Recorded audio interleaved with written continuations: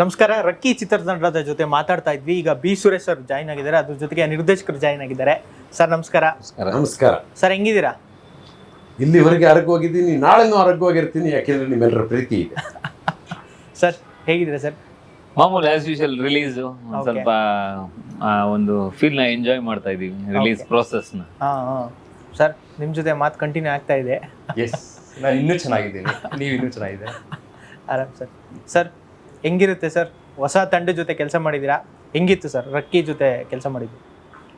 ವೆಂಕಟ್ ಭಾರದ್ವಾಜು ಸುಮಾರು 2018 or 2019 ಒಂದು cinema ಮಾಡೋದಕ್ಕೆ ಅಂತ ನನ್ನ ಸಂಪರ್ಕ ಮಾಡಿ, ಅದರಲ್ಲೊಂದು ಪ್ರಮುಖ ಪಾತ್ರ ಮಾಡಬೇಕಾಗಿತ್ತು.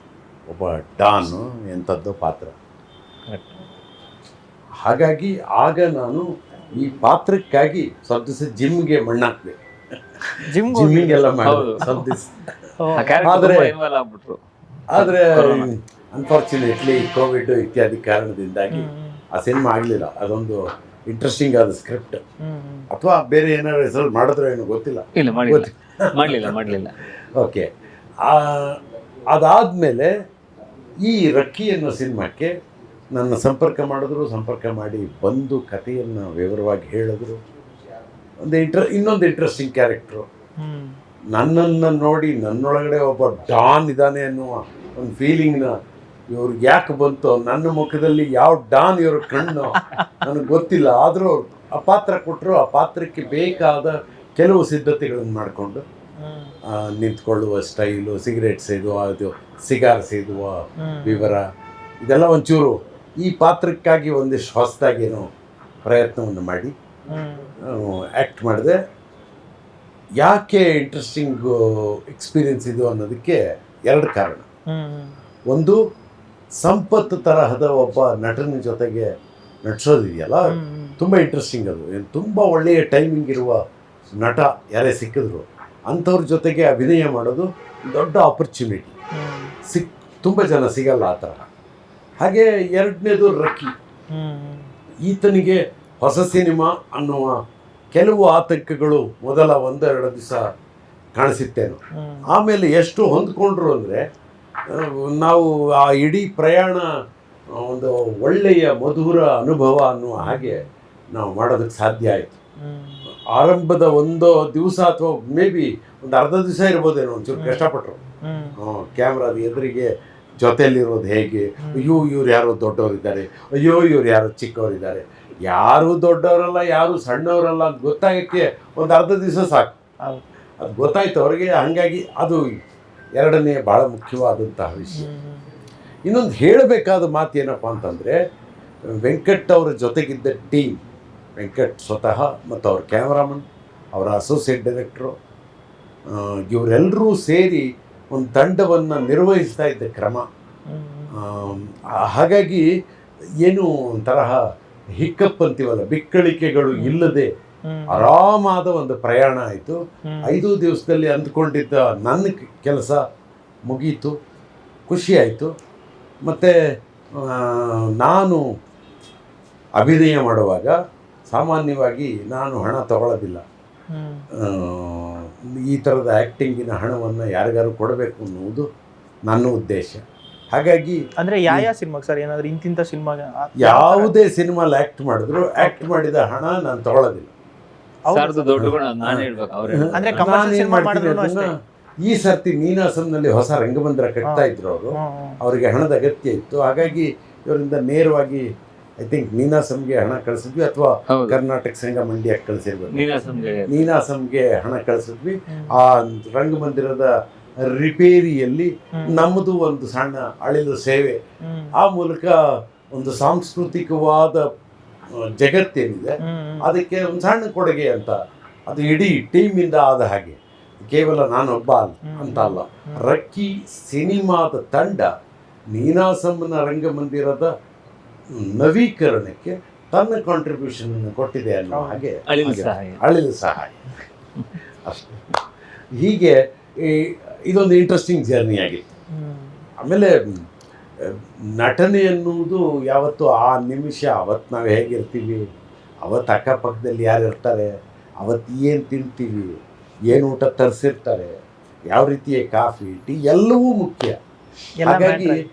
ಈ ಸಿನಿಮಾದ ನಿರ್ಮಾಪಕರು ಮತ್ತು ನಿರ್ಮಾಪಕರ ಮಡದಿ ಎಷ್ಟು ಪ್ರೀತಿಯಿಂದ ನಮ್ಮನ್ನು ನೋಡಿಕೊಂಡ್ರು, ಎಷ್ಟು ಪ್ರೀತಿಯಿಂದ ನಮಗೆ ಬೇಕಾದಂತಹ ಊಟ ಉಪಚಾರವನ್ನು ಒದಗಿಸಿದ್ರು ಅಂತಂದರೆ ಯಾವುದು ಕಷ್ಟ ಆಗಲಿಲ್ಲ. ಹೂವೆತ್ತಿದಷ್ಟು ಸಲೀಸಾಗಿ ಕೆಲಸಗಳು ನಾನಿದ್ದಷ್ಟು ದಿವಸ, ಬೇರೆ ದಿವಸ ಏನಾದ್ರು ತೊಂದರೆ ಮಾಡ್ಕೊಂಡ್ರೆ ಇಲ್ಲ ಸರ್, ಇಲ್ಲ, ಎಲ್ಲೂ ಏನು ಆಗಿ ಯಾವ್ದು ತೊಂದರೆ ಮಾಡಿಲ್ಲ. ಏನು ಹಾಗೆ ಒಟ್ಟಾರೆಯಾಗಿ ತುಂಬ ಸಲೀಸಾದ ಒಂದು ಪ್ರಯಾಣ ಮಾಡೋದಕ್ಕೆ ಸಾಧ್ಯ ಆಯಿತು.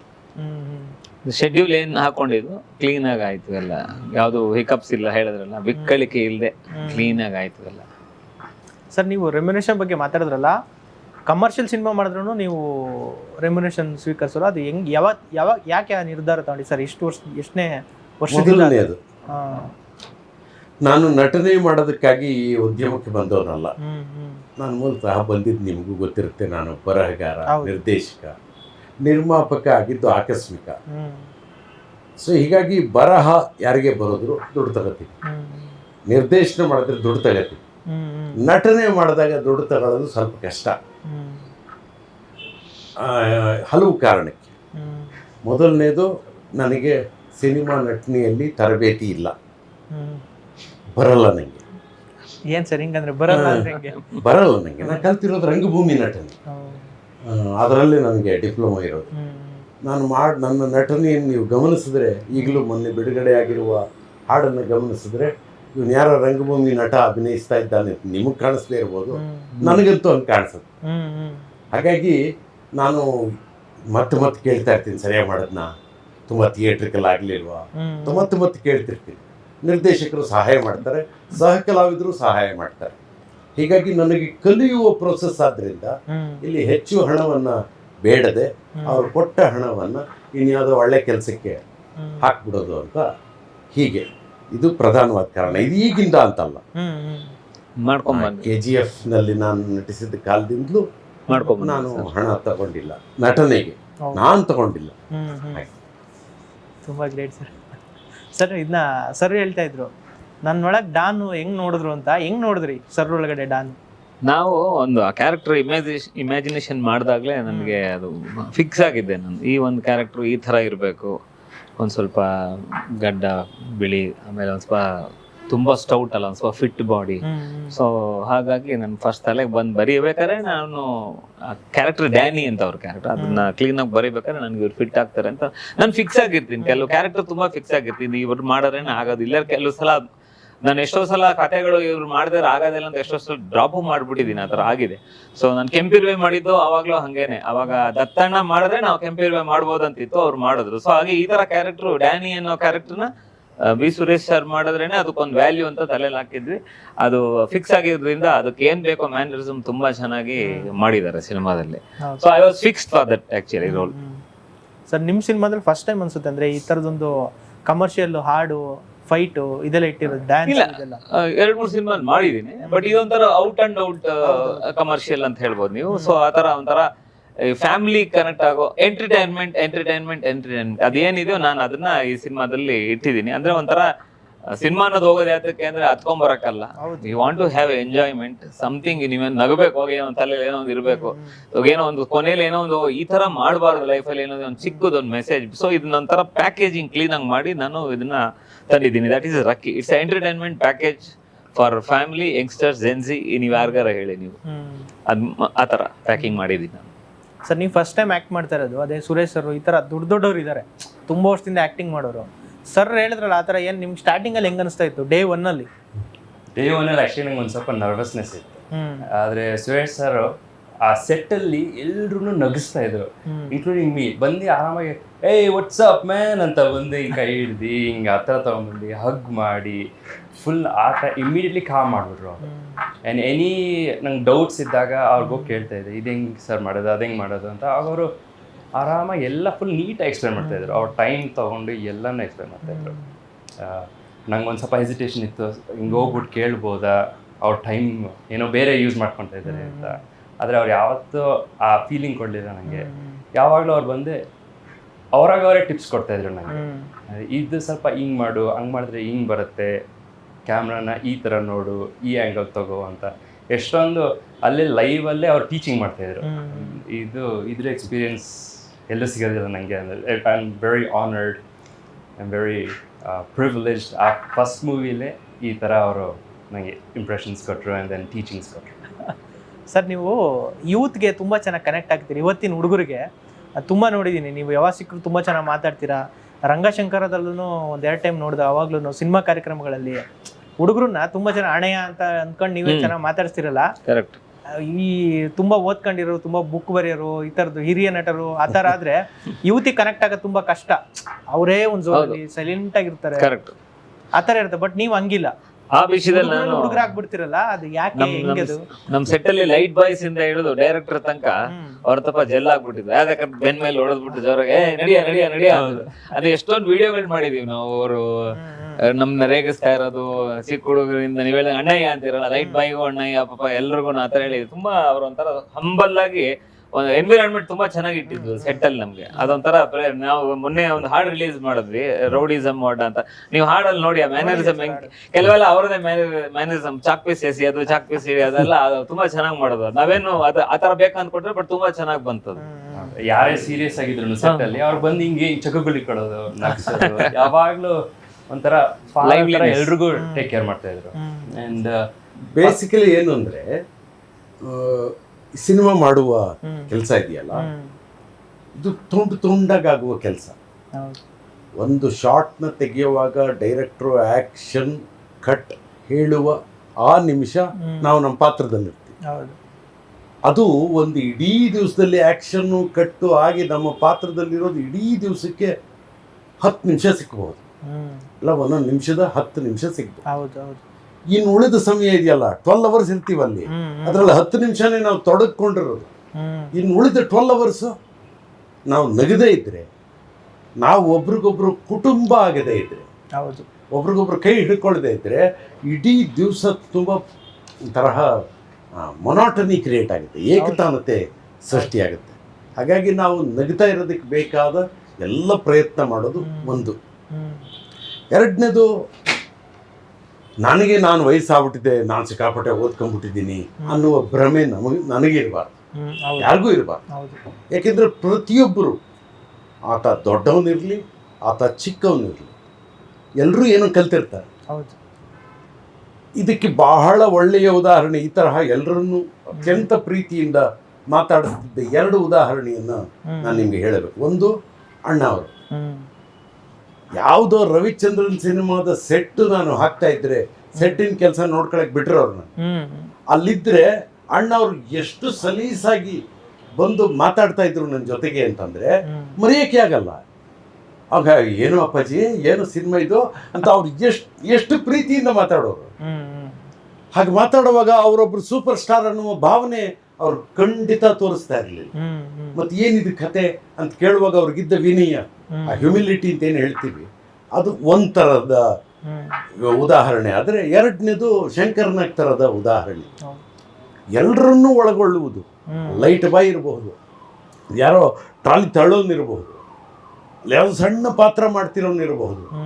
ಅಂಥವ್ರನ್ನ ನೋಡಿ ಕಲ್ತಿದ್ದರಿಂದ ನನಗೆ ಗೊತ್ತಾಗಿದ್ದಿಷ್ಟೇ, ನಾನು ಏನೇ ಆಗಿರಬಹುದು, ನನ್ನ ಅಕ್ಕಪಕ್ಕದಲ್ಲಿರುವವರನ್ನು ನನ್ನ ಸಮಾನ ಎತ್ತರದ ವ್ಯಕ್ತಿಗಳು ಅಂತ ನಾನು ಭಾವಿಸದೇ ಇದ್ದರೆ ಅವ್ರ ಜೊತೆಗೆ ನಾನು ಒಂದು ಕುಟುಂಬ ಆಗೋಕ್ಕಾಗಲ್ಲ.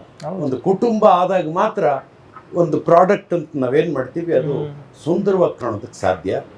ಜನ ಅದನ್ನು ನೋಡಿದಾಗ ಇವರೆಲ್ಲರೂ ಒಟ್ಟಿಗೆ ಒಂದಷ್ಟು ಕಾಲ ಕಳೆದಿದ್ದಾರೆ, ಹಾಗಾಗಿ ಒಂದು ಒಳ್ಳೆಯ ಕೆಲಸ ಮಾಡೋಕ್ಕೆ ಸಾಧ್ಯ ಆಗಿದೆ ಅಂತ ಅನ್ಸೋಕ್ಕೆ ಸಾಧ್ಯ. ಅಂತಿಮವಾಗಿ ನೋಡುವ ಪ್ರೇಕ್ಷಕನಿಗೆ ಒಂದು ಕೆಮಿಸ್ಟ್ರಿ ವರ್ಕ್ ಆಗಬೇಕಲ್ಲ, ರಸಾಯನ ಶಾಸ್ತ್ರ. ಆ ಕೆಮಿಸ್ಟ್ರಿ ವರ್ಕ್ ಆಗೋದಕ್ಕೆ ನಮ್ಮ ಶಾರ್ಟಿನ ನಡುವೆ ನಮಗೆ ಸಿಗುವ ಸಮಯವನ್ನು, ರೀಡಿಂಗ್ ಬಿಟ್ವೀನ್ ದಿ ಲೈನ್ಸ್, ಅಲ್ಲೆಲ್ಲೋ ಇರುತ್ತೆ ಅರ್ಥ ಅಂತೆಲ್ಲ ಹೇಳ್ತೀವಲ್ಲ ನಾವು, ಹಾಗೆ reading in between the shorts, ನಗು ಇನ್ ಬಿಟ್ವೀನ್ ದಿ ಶಾರ್ಟ್ಸ್, ಅದರ ಮೂಲಕ ನಾವು ಒಂದು ಕುಟುಂಬ ಆಗೋದಕ್ಕೆ, ಒಂದು ವೃತ್ತ ಆಗೋದಕ್ಕೆ ಪ್ರಯತ್ನ ಮಾಡುವುದು. ಅದು ಎಲ್ಲ ಸಿನಿಮಲ್ಲೂ ಮಾಡುವ ಪ್ರಯತ್ನ ಮಾಡ್ತೀನಿ, ಈ ಸಿನಿಮಲ್ಲೂ ಆ ಪ್ರಯತ್ನವನ್ನು ಮಾಡುವುದು. ಅದೇ ನೆಕ್ಸ್ಟ್ ಜನ್ರೇಷನ್ ಜೊತೆ ಕೈ ಹಿಡ್ಕೊಂಡು ಹೋದ್ರೆ, ಆದರೆ ಅವ್ರ ಜೊತೆಗೆ ನಾವಿದ್ರೆ ನಾವು ಮುಂದಕ್ಕೆ ಹೋಗ್ಬೋದು ಒಂದು ಸ್ವಲ್ಪ ದೂರ ಅವ್ರ ಜೊತೆ. ಇಲ್ಲಾಂದ್ರೆ ನಾವ್ ಹಿಂದೆ ಇರ್ತೀವಿ, ಆ ಜನರೇಷನ್ ಪಡೆ ಜನರೇಷನ್ ಮುಂದೆ ಹೋಗ್ತಾರೆ. ನನಗೆ ChatGPT ಕಲಿಸಿದ್ದು ಹೊಸ ಜನರೇಷನ್. ಹೌದು. ನನಗೆ ಈ ಕ್ಲಾಡ್ ಅನ್ನುವ ತರಹದ ಸಾಫ್ಟ್ವೇರ್ನ, ಜೆಮಿನಿಯನ್ನು ಯೂಸ್ ಮಾಡೋದು ಹೇಗೆ, ಇದೆಲ್ಲ ಕಲಿಸಿದವ್ರು ಹೊಸ ಜನರೇಷನ್. ಹೌದು. ನಾವು ನಮ್ಮ ಹತ್ರ ಮೊಬೈಲ್ ಇದೆ, ಸ್ಮಾರ್ಟ್ ಫೋನ್ ಇದೆ ಅನ್ಕೊಂಡಿರ್ತೀವಿ ಅಷ್ಟೇ. ಹೌದು. ನಿಜವಾದ ಸ್ಮಾರ್ಟ್ನೆಸ್ ಇರುವುದು ಹೊಸ ಜನರೇಷನ್ ನಲ್ಲಿ, ಇಂಥ ಹುಡುಗರಲ್ಲಿ.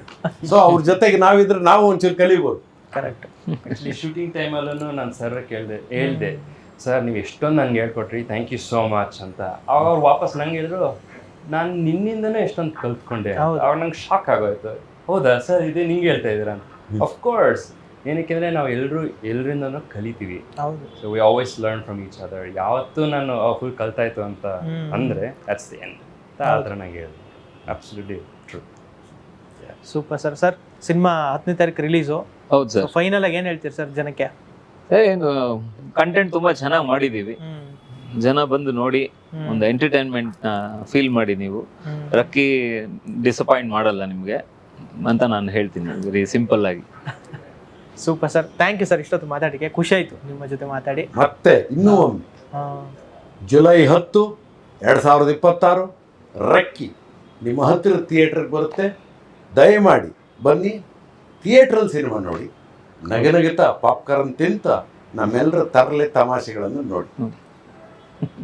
Thank you sir. Thank you sir.